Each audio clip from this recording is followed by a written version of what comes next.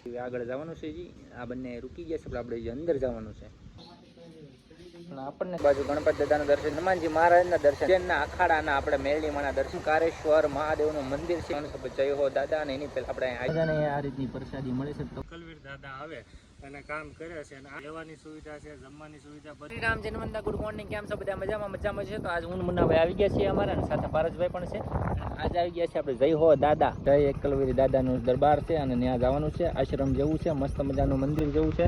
તો ત્યાં તમને બતાવ્યું તો લોગમાં કન્ટિન્યુ બનાવી રહેજો અને મોટો ઇતિહાસ છે પણ તમને કહેશું.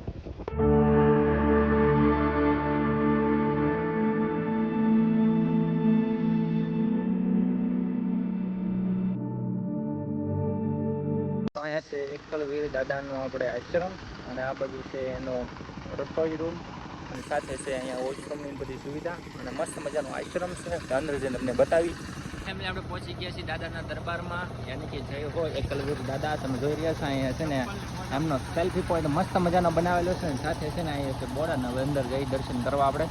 અને અહીંયા ઘણા માતાજીના છે દર્શન કરવાની પણ બધું બતાવ્યું તમને. સરસ મજાના અંદર ગેટમાં દર્શન આવીએ એટલે પહેલાં એક બાજુ ગણપત દાદાના દર્શન થાય, ડાબી બાજુ અને જમણી બાજુ આપણે હનુમાનજી મહારાજના દર્શન થાય અને પછી તમે આ જોઈ રહ્યો છો કે સાઈડમાં જ તે ઉજ્જૈનના અખાડાના આપણે મેરડીમાંના દર્શન થાય અને સરસ મજાનું મંદિર સાથે ઓટલો બનાવેલો છે તમે જોઈ રહ્યા છો અને મસ્ત મજાનું અહીંયા બધું બનાવેલું છે અને સાથે દર્શન કરવા માટે કેટલા મંદિર છે, કેટલા ભગવાન છે બધું તમને બતાવી તો વ્લોગમાં કન્ટિન્યુ બનાવી રહેજો. આ બાજુ છે આપણે ઓમકારેશ્વર મહાદેવનું મંદિર છે, એ પણ તમને ઉપર જઈને બતાવીશ. જય હો દાદા અને એની પહેલાં આપણે આશ્રમમાં દર્શન કરવાના છે અને ત્યાંથી પછી જવાનું છે જય હો દાદા પાસે.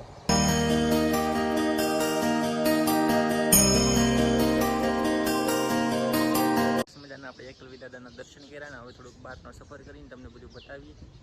જો હવે મુન્નાભાઈને અમારા આગળ પ્રસ્થાન કરે છે ને હું એની પાછળ જ પૂછું. તો ફેમિલી છે ને આ રીતનો રસ્તો છે ને અહીં એક દર્શન કરવા જવાનું છે આપણે અને સરસ મજાનો બંને બાજુ છે ને બગીચો છે અને વચ્ચે છે કેડી.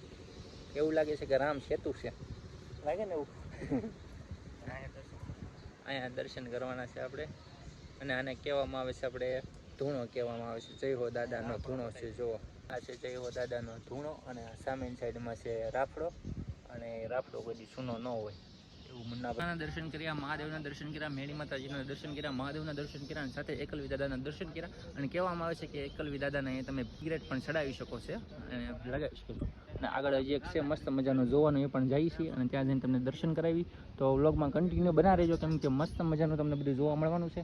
આ બાજુ મસ્ત મજાની ખેતી અને બગીચો કરેલો છે તમે જોઈ રહ્યા છો ને આશ્રમ મસ્ત છે, કાંઈ ઘટે એમ નહીં.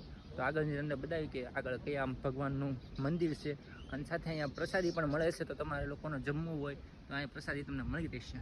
તો ફેમિલી થોડુંક આગળ વધ્યા એટલે અહીંયા આવ્યું છે જય રૂખડ અઘોરી દાદાનું દર્શન કરવાના છે. અહીંયા એમનું મંદિર છે નાનકડું એવું અને ત્યાં દર્શન કરીએ ને પછી આગળ પાછા સફર કરીએ. ત્યાં આપણે ભગવાન છે એ પણ તમને બતાવવું. જો અઘોરીની મઢી એમ અને એ છે ને નીચે છે અંદર, એ પહેલાં આપણે અહીંથી જવાનું છે તમને બતાવવું. તો અહીંયા છે ને અંદર દર્શન કરવા જવાનું છે એમ જો નીચે અને અહીંથી આગળ જવાનું છે જી આ બંને રૂકી ગયા છે આપણે જે અંદર જવાનું છે તો તમને અંદર જઈને દર્શન કરાવવું. સાથે સાથે મિત્રો પણ વરસાદ પણ આપણને કંઈ નડશે નહીં જેવું લાગે છે. તો અહીંયા છે ને ગુફાની અંદર બેઠા છે આપણે.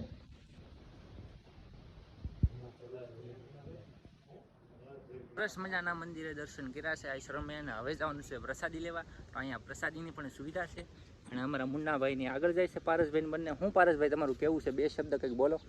પારસભાઈ તમને અહીંયા આવીને કેવો આનંદ આવ્યો? મિત્રો અહીંયા આવીને અમને ખૂબ મજા આવી છે, આનંદ આવ્યો છે. તમે એકવાર આવો એકલવીર દાદાએ અને આનંદ કરો. બસ એટલું કહેવાનું છે. જય હિન્દ, જય ભારત. તમે કેટલી વાર આવ્યા મુન્નાભાઈ? મિત્રો હું અહીંયા અત્યારે હાલમાં ત્રીજી વાર આવી ગયો છું અને એક મારા બાની આંખોની માનતા હતી અને એક સૌદેશ ભરી ગયો છું અને હજી 2 સૌદેશ ભરવાની બાકી છે. તમારે જો કોઈ પણ જાતનો કાંઈ વાંધો હોય ને તમને ભરોસો હોય ને તમને વિશ્વાસ હોય તો આ દાદા એકલવીર દાદા આવે અને કામ કરે છે. અને આ જગ્યા ઉપર તમે ખરેખર તો હાવ તમે આ જગ્યા ઉપર પવિત્ર અને બુદ્ધિના પોટલા એક પર મૂકીને વહી આવો અને આ ધરતીમાં ખાલી પગ મૂકો ને ત્યાં તમને ઓટોમેટિક મનને શાંતિ મળી જાય છે. એવી આ પવિત્ર જગ્યા છે અને આ રૂખડ બાવાની જગ્યા છે, આ ઘોરીની જગ્યા છે મિત્રો. તો અહીંયા તમે કોઈ પણ રીતે એક ફરી અવશ્ય આવો અને બધી રીતની સુવિધા છે, રહેવાની સુવિધા છે, જમવાની સુવિધા, બધી રીતની અહીંયા સુવિધા તમને મળશે. કોઈ પણ તકલીફ હોય તો અહીંયા આપણે મુના બાપુ છે એ તમને વ્યવસ્થિત તમારી રીતે તમને કામ કરી દેશે. જય. અને સાથે એ પણ કહી દો કે અહીંયા એકલવી દાદા સાથે કયા કયા ભગવાનનું સાનિધ્ય છે, મંદિર અહીંયા છે? તો જો કે આખો અખેડો છે, આખી જોડી ભરી છે, કેટલાક નામ લેવા, પણ એમાંથી તમને હું મેન નામ તમને એક દઈ દઉં કે એકલવીર દાદા છે, ભીમણિયા દાદા છે, અને ઉજેરના અખાડાની મેરડીમાં છે, મહાકાળીમાં છે, અને આગળ તમે થોડાક હાલો તો અહીંયા મામા પણ બેઠા છે. એટલે બધાય દેવી દેવતાનો સંગમ છે અહીંયા, અને અહીંયા બહુ પણ સારી રીતે પવિત્ર જગ્યા છે, અને અવશ્ય એકવાર મુલાકાત લેજો. જય. હરેક જગ્યાએ મહાદેવનું મંદિરનું નામ એવું બને, અને અહીંયા અનોખી એક અલગ રીતની શિવલિંગ છે ને, મસ્ત ને છે. જુઓ તમે આનું દર્શન કરો મહાદેવના.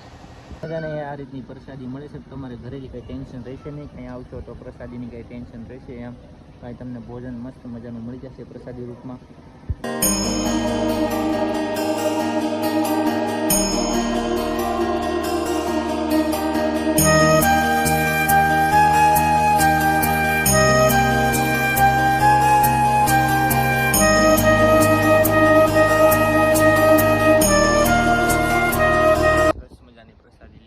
અમારા મુન્નાભાઈની આરામ કરે છે, અને અહીંયા છે મંદિર સાથે પાર્કિંગ મસ્ત મજાનું છે ને. અહીંયા છે બે ઘોડી, જુઓ સુંદર મજાનું અત્યારમાં છે ને માહોલ થઈ ગયું છે. અને અહીંથી ઘર તરફ રવાના થઈ છીએ.